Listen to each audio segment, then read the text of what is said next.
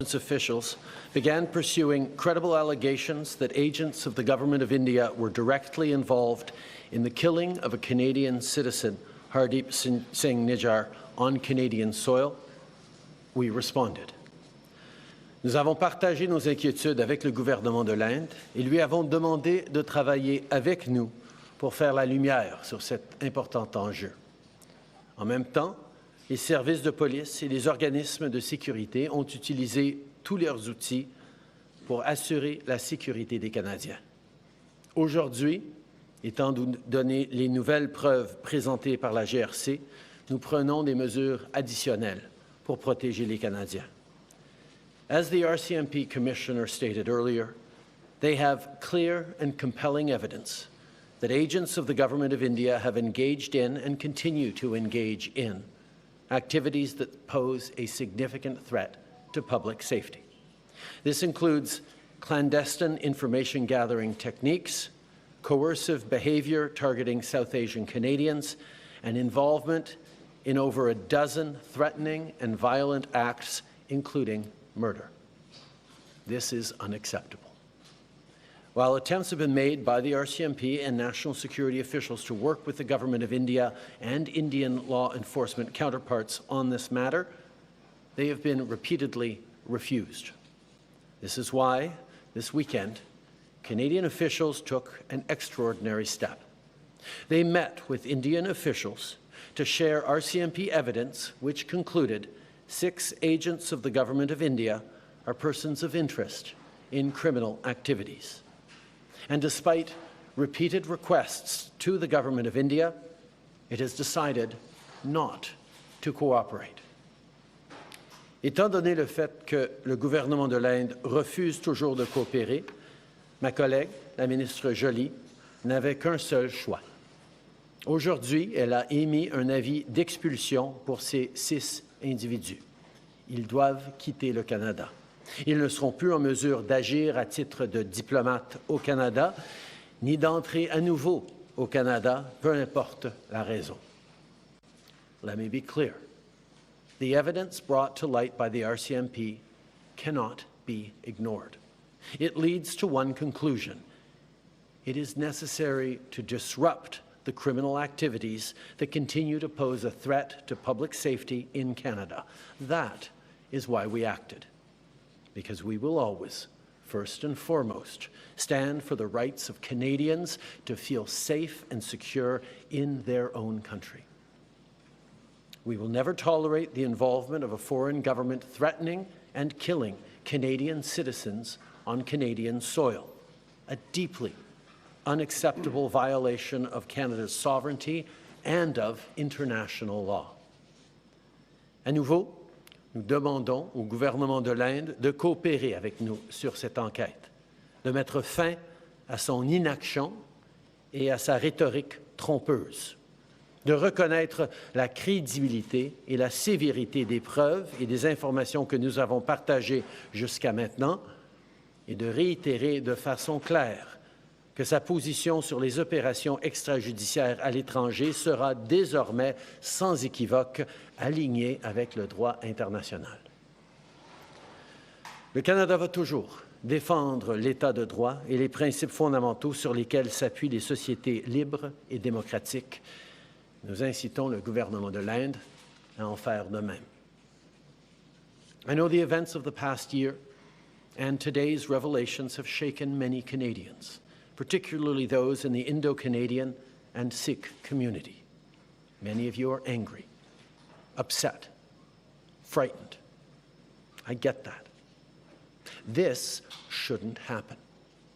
Canada and India have a long and storied history rooted in people-to-people ties, business, and trade. But we cannot abide by what we're seeing right now.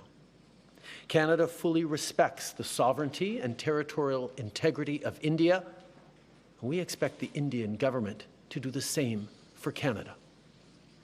As Prime Minister, it is my responsibility to provide reassurance to those who are feeling their safety has been compromised, but most importantly, it is my responsibility to take action and to never hesitate in doing what is necessary to protect Canadians.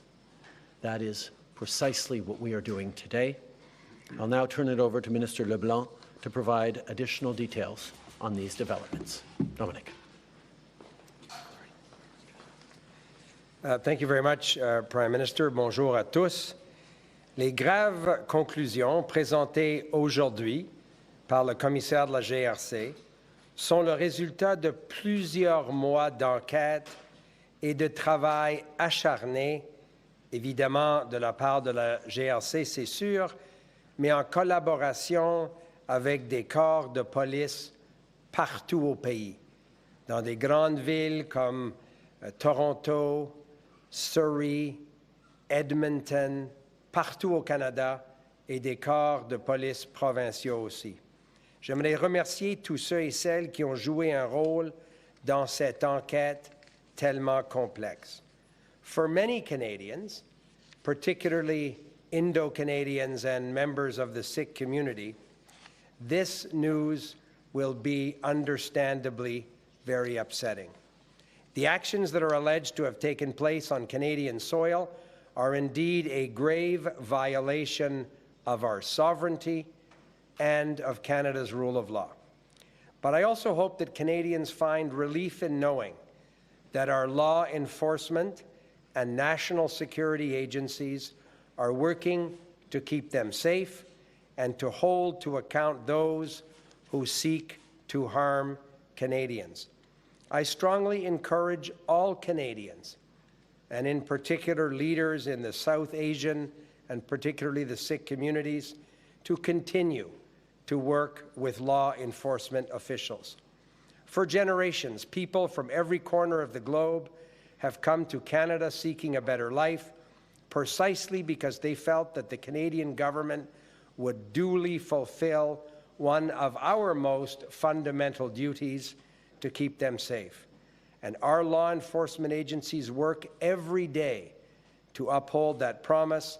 And I once again want to thank the RCMP and their law enforcement partners for their important work in this matter. Je vais maintenant passer la parole à ma collègue, la ministre des Affaires étrangères, qui pourra vous en dire plus sur les actions que le Canada a prises en réponse à ces conclusions. Alors, Mélanie, à toi la parole. Pardon. Merci, Dominic. So, as I've said from the beginning, a year ago, we have three clear priorities when it comes to these incidents targeting Canadian citizens. First, we will seek the truth, that the police force are allowed to carry out their work and hold those responsible to account. Second, of course, to protect Canadian safety, and thirdly, to defend Canada's sovereignty. Based on information provided to Global Affairs Canada by the RCMP, we formally requested that India waive diplomatic immunity for 6 individuals based here in Canada and for India to cooperate in the investigation. This was done so that these individuals could be questioned in relation to the ongoing RCMP investigation into a number of violent incidents targeting members of the South Asian community, particularly the Sikh community, in many cities across the country. And you heard the Minister of Public Safety, my dear colleague and friend Dom LeBlanc, mentioning different cities across the country. Regrettably, as India did not agree, and given the ongoing public safety concerns for Canadians, Canada served notices of expulsions to 6 diplomats and consular officials early this morning. Subsequent to those notices, India announced it would withdraw its officials. To be clear, we're not seeking diplomatic confrontation with India, but we will not sit quietly as agents of any country are linked to efforts to threaten, harass, or even kill Canadians, period. Canada is guided by the rule of law. We follow the Vienna Convention at all times, and we expect, of course, India to do the same as well. We will always continue to ask for India's cooperation to the investigation. I did so formally again by being in contact with the Foreign Minister of India, Foreign Minister Jaishankar, earlier today. And I've been also in contact with all my counterparts from the Five Eyes, so Foreign Minister Lamy from the UK, Secretary of State Blinken from the U.S., Penny Wong, also the Minister of Foreign Affairs from Australia, and Winston Peters, who's the Minister of Foreign Affairs of New Zealand. Comme je l'ai dit depuis le début, nous avons 3 priorités claires en ce qui concerne les incidents visant des citoyens canadiens. Le premier, la recherche de la vérité, afin que les forces de l'ordre soient en mesure d'accomplir leur travail et de s'assurer de demander, dans le fond, des comptes aux responsables. Deuxièmement, protéger les Canadiens. Et troisièmement, défendre la souveraineté du Canada. Sur la base des informations fournies à Affaires mondiales Canada par la GRC, nous avons officiellement demandé à l'Inde de lever l'immunité diplomatique de 6 personnes basées au Canada, ainsi que de coopérer pleinement à l'enquête. Cette demande a été faite afin que ces personnes puissent être interrogées dans le cadre de l'enquête en cours de la GRC sur un certain nombre d'incidents violents visant des membres de la communauté sud-asiatique au Canada, en particulier la communauté sikh. Malheureusement, puisque l'Inde a refusé de coopérer et compte tenu des risques pour la sécurité des Canadiens, nous avons, tôt ce matin, signé des avis d'expulsion à 6 diplomates et agents consulaires basés au Canada. Et à la suite de ces avis, l'Inde a annoncé qu'elle retirait ses diplomates. Pour être clair, nous ne cherchons pas la confrontation diplomatique avec l'Inde, mais nous ne resterons pas silencieux devant des informations que des agents de quelque pays que ce soit soient liés à des efforts visant à menacer, à harceler, voire même à tuer des Canadiens. Point final. Le Canada est guidé par l'État de droit. Bien entendu, on va continuer de respecter en tout temps la Convention de Vienne et nous attendons à ce que l'Inde fasse de même. Nous allons toujours continuer de demander à ce que l'Inde coopère avec l'enquête. Et j'ai été en contact avec le ministre des Affaires étrangères de l'Inde, mon homologue, le ministre Jaishankar, à ce sujet plus tôt aujourd'hui. Et j'ai été également en communication avec les ministres des Five Eyes, donc les ministres britanniques, américains, australiens et néo-zélandais. Merci beaucoup. Bonjour, Monsieur Trudeau. En marge du sommet au Laos la semaine dernière, vous avez rencontré le Premier ministre Modi. On comprend que sur le coup, vous n'étiez pas autorisé à aller dans le détail. Est-ce que vous pouvez aller dans le détail de ce que vous lui avez dit puis de sa réaction à lui?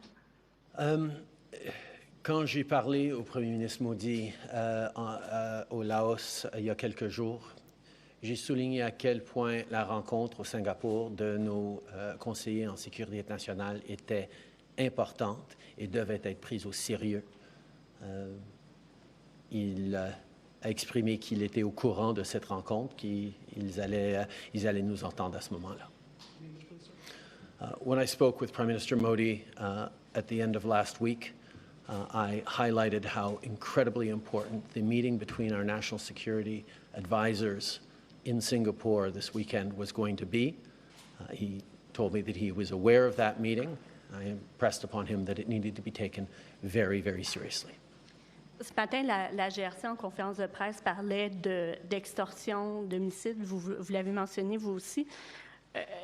C'est des choses, des accusations qui évoquent davantage un régime autocrate, donc des dictatures. Qu'est-ce que ça dit sur l'Inde, le fait qu'il soit soupçonné de tout ça? Je crois que l'Inde a fait une erreur monumentale en choisissant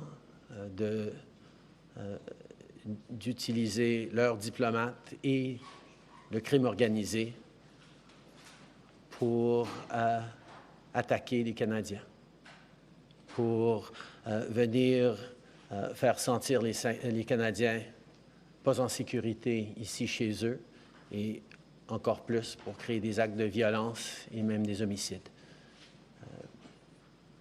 C'est inacceptable. Et notre but aujourd'hui, le but de la GRC, ça a été de venir empêcher ce processus par lequel les diplomates prenaient des informations sur les Canadiens, qu'ils passaient ensuite à du crime organisé pour s'attaquer aux Canadiens. Il fallait qu'on vienne déranger et perturber et empêcher ces actions de se passer. Et c'est pour ça que la GRC a choisi de prendre action aujourd'hui. In English, please.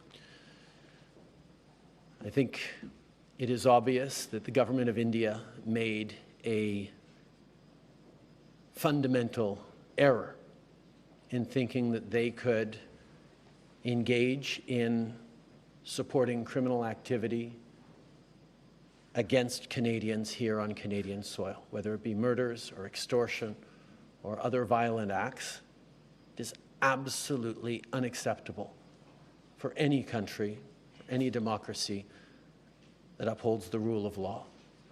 That is why we have taken such significant measures, why the RCMP chose to come out today and disrupt the pattern of Indian diplomats collecting through questionable and illegal means information on Canadian citizens that were then fed to criminal organizations that would then take violent actions from extortion to murder against Canadians. No country,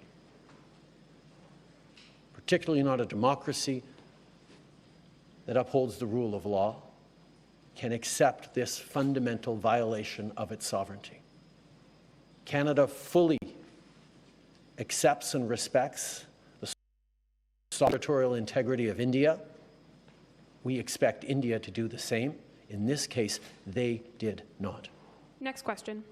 Tonda McCharles, Toronto Star. Sir, given the magnitude of the diplomatic disruption that's happened now, I wonder if you can give us some clarity, because while I think I'm trying to read into what you're saying, that these 6 diplomats were sharing information with others. Are those others the criminal organizations, the so-called agents of India, or are you saying the actual diplomats and consular officials were actively involved in events? And one other clarity, if you could provide in terms of the time frame you're talking about. Is it over the last 4 weeks? Is it since the last 2 years?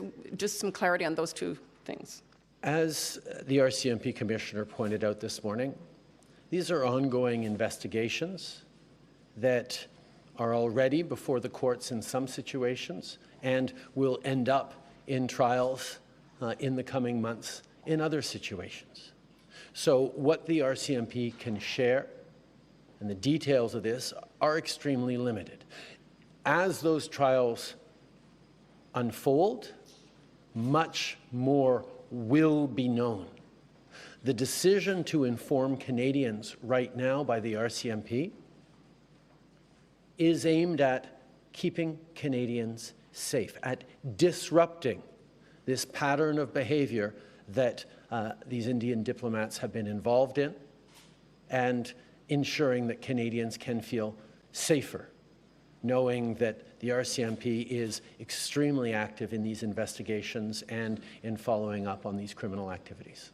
So again, around the diplomatic sort of explosion now we've seen in your relationships, your government's reached out to the Five Eyes allies. What pledge of support have you gotten from each of those? Are they backing you up in these claims?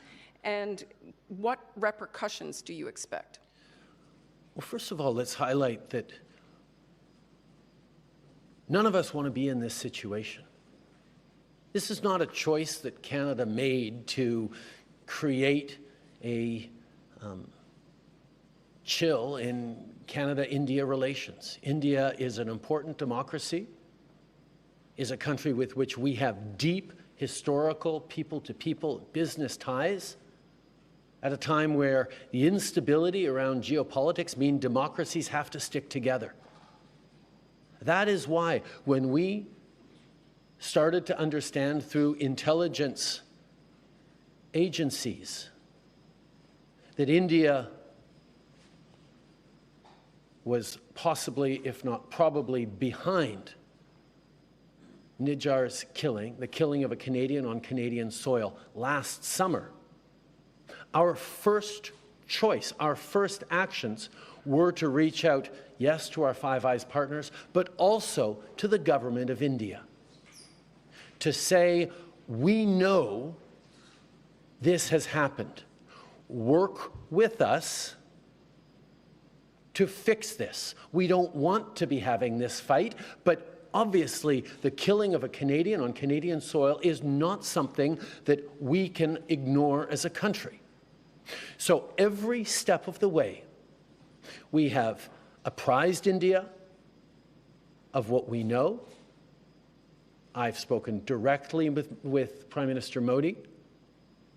We have engaged with intelligence counterparts. And unfortunately, every step of the way, both after I made the statement in the House of Commons last September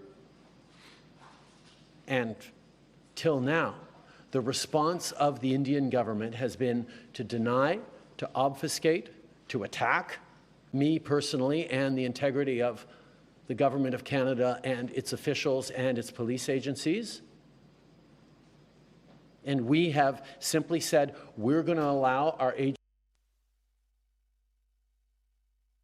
from intelligence collection from agencies to police investigations that result in arrests, trials, and consequences within a rigorous and robust and independent judicial system. That has been our approach every step of the way. And indeed, over this past week, when the RCMP reached out to its law enforcement counterparts in India, there was a path where we could have worked together to ensure accountability and changes and steps that would have resulted in keeping Canadians safe, because that is our top priority. India, the Indian government, rejected those advances, rejected our attempts to find some way through this. And that brought us to this point of having to disrupt the chain of operations that go from Indian diplomats here in Canada to criminal organizations to direct violent impacts on Canadians right across this country. Next question. What support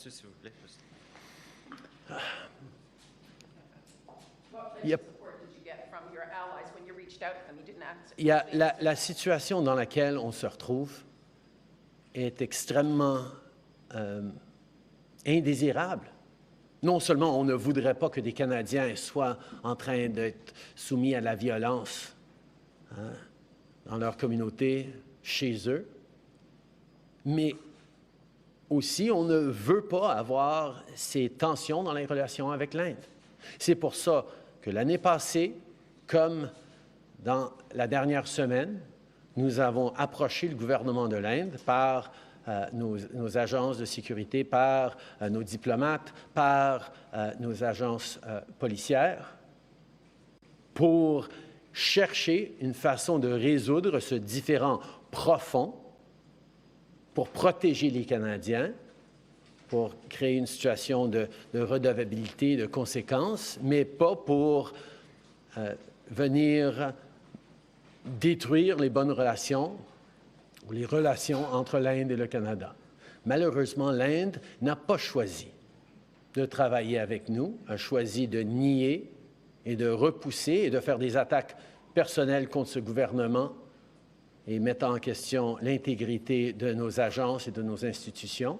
Et nous avons dû répondre pour protéger les Canadiens.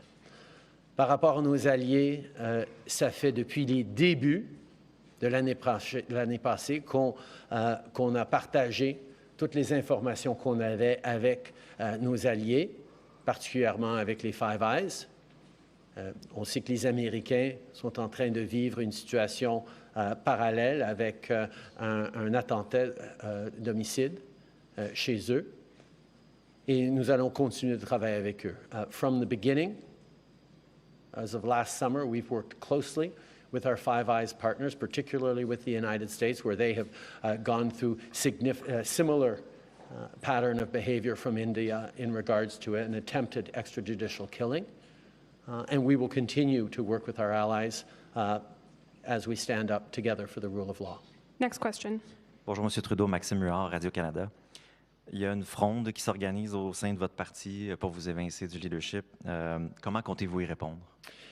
J'ai eu beaucoup de conversations avec de mes députés, avec mon équipe cette fin de semaine, mais ça a été sur les enjeux sérieux auxquels on est en train de répondre sur la sécurité des Canadiens. Il n'y a rien de plus important que le bien-être des Canadiens et le fait qu'ils doivent se sentir en sécurité chez eux. Et donc, c'est sur cet enjeu-là que nous travaillons depuis plusieurs jours. Il y aura d'autres journées pour parler de processus interne du parti. Aujourd'hui, on met à l'avant-plan la sécurité des Canadiens et je m'attends à ce que tous les parlementaires soient unis sur l'enjeu de défendre la souveraineté du Canada et la sécurité de tous les Canadiens. In English, please.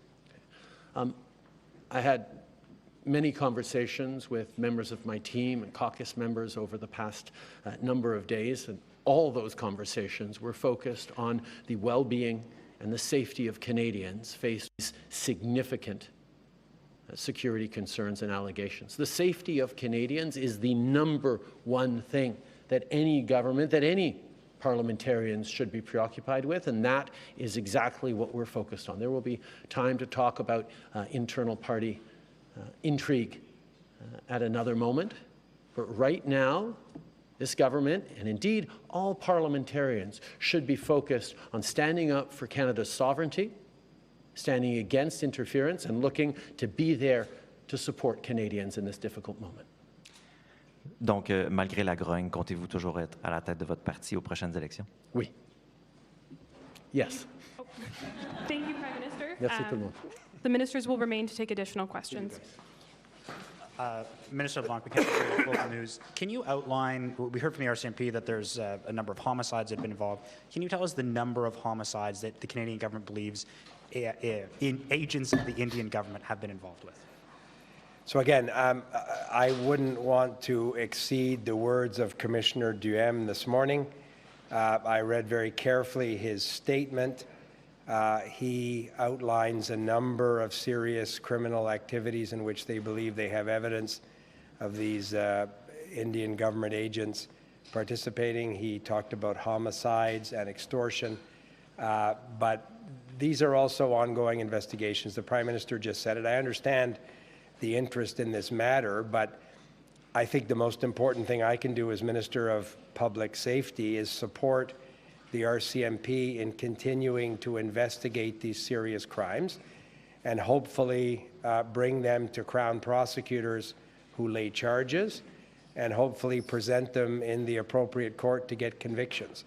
So speculating on how many and what's a homicide and what's not, I don't want to speak for the RCMP, particularly when they are seized with ongoing criminal investigations. I think that's very, very important.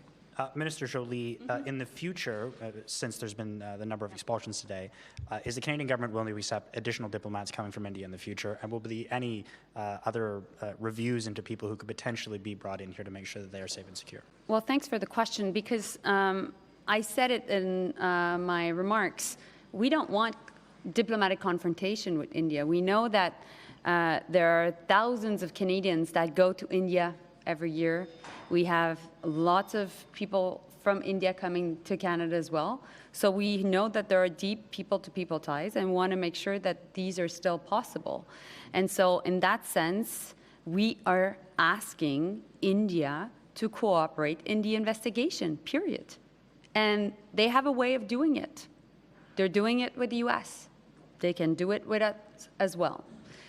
On Tanda's question a bit earlier with the Five Eyes, I think what is really important to understand is that there's a difference between the U.S. investigation and ours in the sense that, first and foremost, a Canadian died here in Canada. So there's an investigation happening about a murder case. That's the first difference. The second difference is it is sitting diplomats that were involved in violent incidents. And so that's really important to remember. And that's why we took the steps we took. And thirdly, the violence actually increased following the allegations a year ago. And so that's why it was important for the RCMP to take the steps that they took. Now, the similarity between the US and the Canadian case is also the fact that in both cases, it is difficult to get the cooperation from the government of India, notwithstanding the processes that are in place with the Americans. Next question. Good afternoon, Ministers. Marika Walsh with the Globe and Mail. Ms. Jolie, last week at the Foreign Interference Inquiry, you were asked specifically about the killing of Rapudaman Singh Malik. The inquiry asked you if Mr. Malik if his murder was linked to India. His murder was 2 years ago in 2022. You didn't answer that question. I'm wondering if you can now clarify whether, given that the government's talking about multiple homicides, this homicide is also connected to Indian agent involvement. So, Marike, I couldn't answer because I'm not the Minister of Public Safety, nor, the head of the commission. That's not cool. Because I won't answer it either. No, but the reality is that's a question you should be asking the RCMP. But what I said, though, in front of the inquiry, the public inquiry on foreign interference, is that there were clear preoccupations regarding the fact that there was agents of the Indian government that were involved in violence here against Canadians. And that's why I stand by my word. Okay, and Mr. LeBlanc, do you want to add more to that answer? I mean, No, full points for trying, Marika. This question, right? You're saying homicides, but there's no other details. So I'm adamant that we should stick to the four corners of the RCMP statement that they made today. That statement would have obviously been worked on with prosecutors and others who are seized with actual cases before the courts and maybe preparing other charges. So I just think it's so important to let the RCMP do the terrific work they do and hopefully lead to further charges and other convictions. I think speculating on who may or may not be in what category in that statement, if the RCMP didn't give that information, it's for a very specific reason. So I don't think it's helpful if I would add to it today. Okay. I told you he could answer. I didn't answer it either, but... Hopefully you can answer this question. Mr. Jolie, the NDP are calling for more severe action. You've expelled diplomats, but they're saying sanctions are warranted given the severity of the allegations leveled today. Is the federal government considering sanctions against India? And if it's not sanctions, what other steps are you considering taking? So today was a really important step. When you look at what is available in our toolbox, expulsing diplomats is one of the highest level, the highest and the toughest measure that a country can take under the Vienna Convention. For the rest, we'll continue to push India to make sure that they cooperate. We'll continue to engage with our Five Eyes partners. We'll continue to engage with also all our G7 partners, and everything is on the table. Next question. Hi, Ministers. Tom Perry with CBC. Minister LeBlanc, can I ask you, have you managed to, has this operation disrupted this plot, or whatever you want to call it, or should sick Canadians still be worried? Are they still in danger, some of them? So, Tom, I'm happy to answer the question, but Melanie got a chance to answer Tonda's earlier question, so I'll do it too and then come to your question, Tonda. Tonda, I spoke this morning, or this afternoon rather, with the United States Attorney General, Merrick Garland, discussed with him what the RCMP were doing in Ottawa today. He and I discussed the importance of the FBI and the RCMP continuing to share information as these various criminal cases continue. There's a great deal of information shared between Five Eyes partners. As Melanie and the Prime Minister said, the U.S., because of the shared border, is a critical piece of that effort.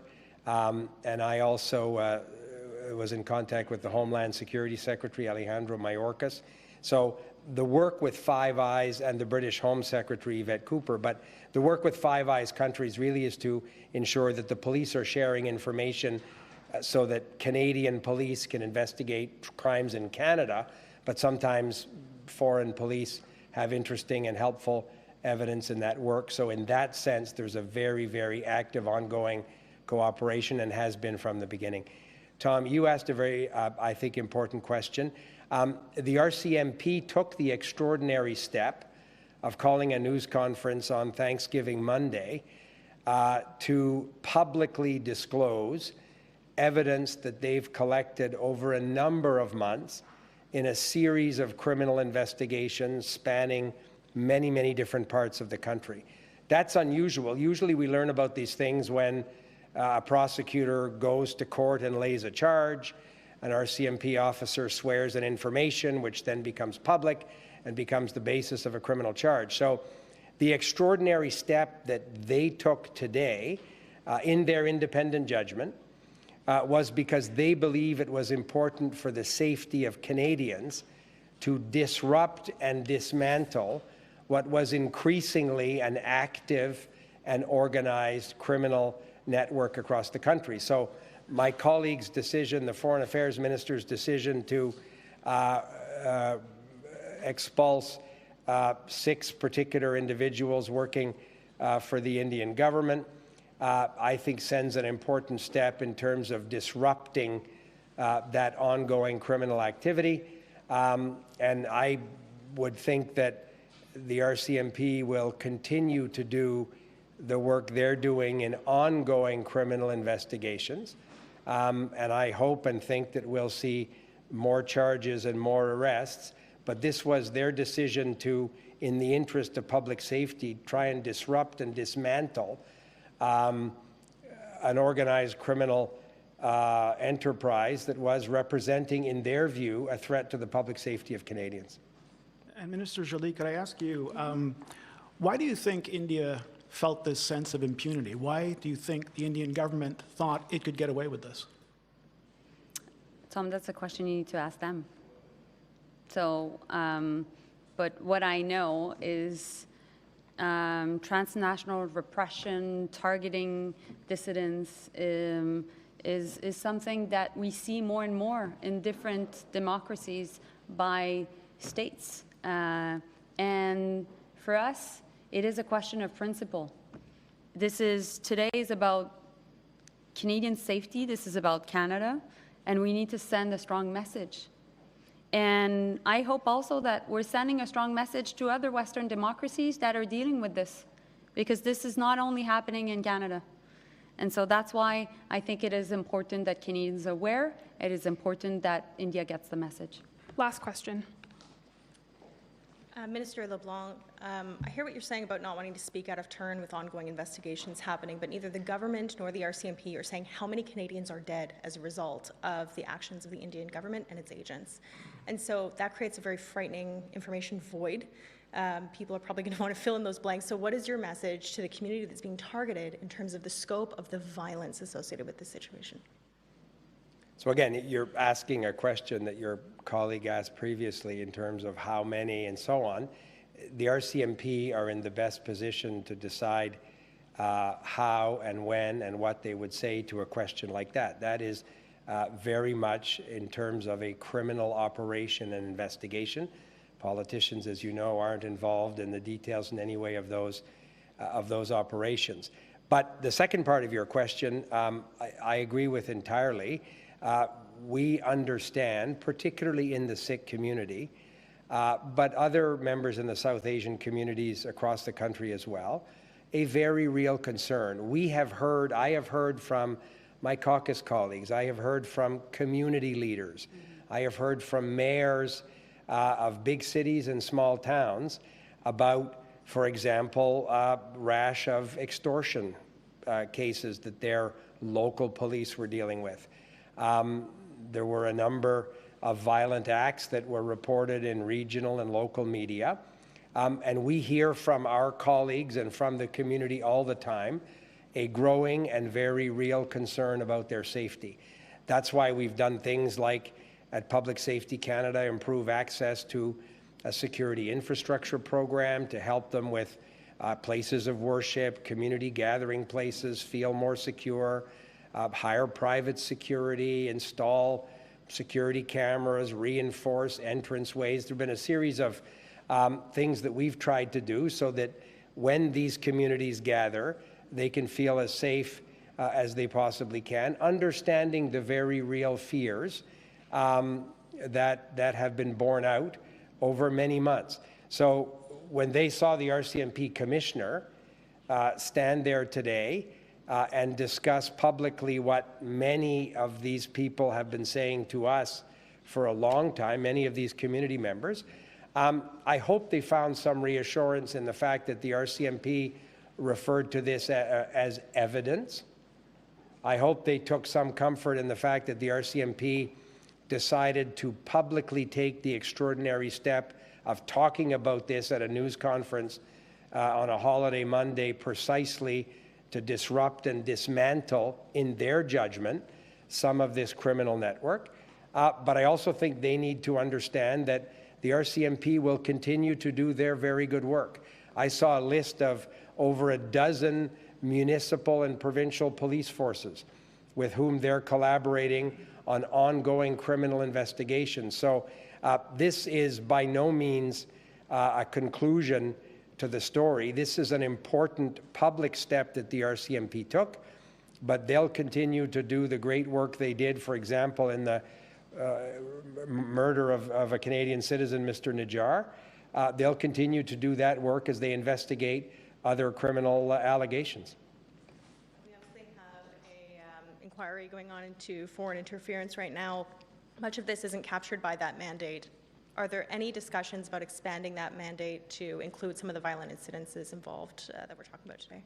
I'm going to have the privilege. Melanie was there last week. I'm going to be there tomorrow afternoon. I'm sure you'll all be riveted to that testimony when I'm at the UG Commission tomorrow. The UG Commission's mandate looks at foreign interference into democratic institutions and democratic processes. If you look at what Commissioner Duhem and the RCMP talked about, their evidence having uncovered, one of it was the Indian government's attempt to interfere in democratic institutions or processes in Canada. But it's an independent commission. We don't need to expand their mandate if the commission decides to look at this particular circumstance of foreign interference. But again, without speaking for the commission, having been there a number of times myself, they're very much seized with India as a country that has been an actor in the space of foreign interference. So I have every confidence that their report will look at these issues in a very fulsome way, and I certainly look forward to their recommendations at the end of this year. Thank you very much. That concludes today's press conference. Thank you.